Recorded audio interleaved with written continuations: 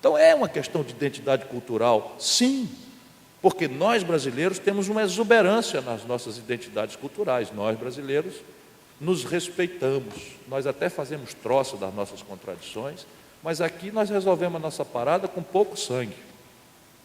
Aqui as digressões étnicas existem, as tensões étnicas existem, mas nós sufocamos a segregação racial. Não é o caso da América do Norte, por identidade cultural.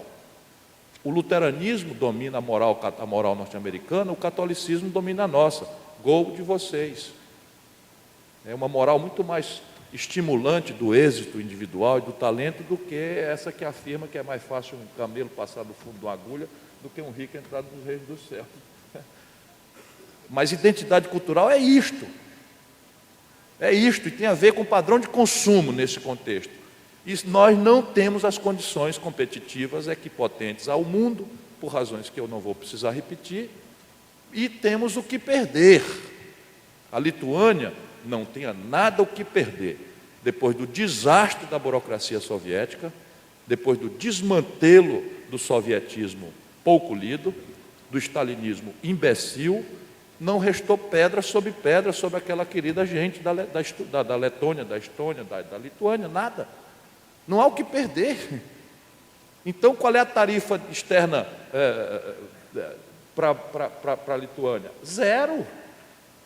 Por quê? Porque com isso eu provoco decisões de alocação, ou atraio investidores, ou abasteço a minha comunidade. Agora, eu não conheço, evidentemente, vou me preocupar em observar como é que ela vai financiar o seu passivo externo. Não sei como vai financiar o seu passivo externo, porque para a gente pagar, e aí vem a questão da moeda. Para a gente ter o padrão de consumo, tem que pagar. E a gente paga as coisas não é com a moeda que a gente emite, paga as coisas com a moeda que vocês emitem, sem lastro, que os norte-americanos emitem sem lastro. Então, teoricamente, por favor, não me ponham do outro lado. Num futuro, e eu, portanto, ideologicamente luto por isso, a liberdade deve ser o signo. A liberdade para migrar. Por que as fronteiras norte-americanas com o Canadá são frouxas e as fronteiras com o México estão se tornando físicas? Físicas. O novo muro de Berlim está sendo erguido, vergonhoso, matando gente diariamente. Por que isso? Porque, e eu não quero simplificar grosseiramente isso não, por favor, agradeço as palmas, não quero simplificar não, quero pedir para pensarmos. Por quê? Porque a assimetria nas condições do Canadá com os Estados Unidos estão bastante atenuadas. E a assimetria das condições de empreender entre os Estados Unidos e o México são abissalmente desiguais.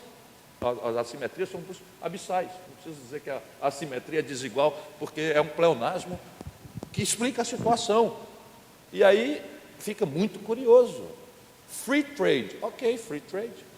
Quando é intensivo de mão de obra, especializa e faz uma divisão internacional do trabalho e uma maquiladora no México. Quando é agregação de valor, a encomenda militar estatal norte-americana paga a conta. Isto gera uma distorção central na questão do comércio mundial. E eu não estou falando de modelo nem de ideia, estou falando da realidade. Infelizmente, a mistificação, se algum desejar, ou a idealização de uma sociedade mundial sem fronteiras é retórica. Nunca existiu, jamais existirá, pelo menos enquanto persistirem esta divisão internacional do trabalho e essa assimetria na condição das pessoas produzir e trabalhar, que tem a ver com skill, com habilidades, com educação, com a produtividade geral dos fatores. Portanto, vamos lutar por isso. E, para mim, portanto, resulta clara a necessidade de economias políticas nacionais e regionais, para ir atenuando essas restrições, e que o Estado redesenhado, porém empoderado, do tamanho que for necessário, financiado de forma equidistante ou equipotente às capacidades dos diversos grupos de renda, de economia e de propriedade e de fluxos, e focando cada centavo na tarefa de superar as nossas assimetrias. Este é o modelo de Estado. Então, o papel do Brasil, fazer um Estado que invista não em porcaria, não em coisas secundárias, mas que faça o hiato tecnológico brasileiro ser superado. não aconteceu jamais na história humana por força espontânea do mercado. Jamais. Mais difícil de ver na América do Norte por conta de uma retórica brilhante. Mas se você desenrolar o novelo de qualquer aplicação industrial norte-americana, qualquer uma, novos materiais, supercondutores, nanotecnologia, robótica, telemática, mecatrônica, tudo tem na outra ponta o governo pagando fortunas a partir da pesquisa básica e até os desenvolvimentos a pretexto militar ou aeroespacial. Parabéns, evidentemente que isso criou uma dinâmica que a taxa de participação da empresa privada nos Estados Unidos em ciência e tecnologia e desenvolvimento é gigantesca, porque a virtude atrai virtude, como no Brasil é baixíssima. Por quê? Porque a deformação atrai deformação. Mas o fato é que não dá para competir com essa assimetria sem as mediações de um Estado empoderado, que será o tamanho que for necessário, inclusive gradualmente. O Karl Marx advogava o fim do Estado, o John Lennon também. Então não tem alguma convergência fantástica entre os liberais e os comunistas. Eu nunca fui nem liberal nem comunista, mas é uma convergência maravilhosa. Os liberais não é que advoguem a ideia da abolição do Estado, mas advogam o Estado mínimo, compreendo por quais razões.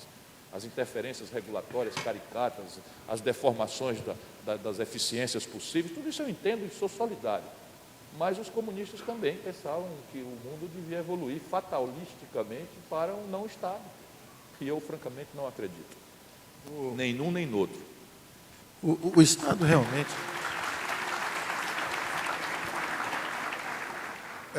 o Estado realmente...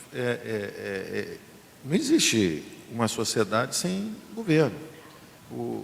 A grande discussão é a esfera de poder que é atribuída aos que estão lá. Por exemplo, não se permite, é exagerado quando entra na sua escolha religiosa, na sua escolha, quer dizer, então é um exagero. É omisso quando não provê, por exemplo, de repente, educação básica ou segurança pública. Então, isso é uma questão de grau. É claro que eu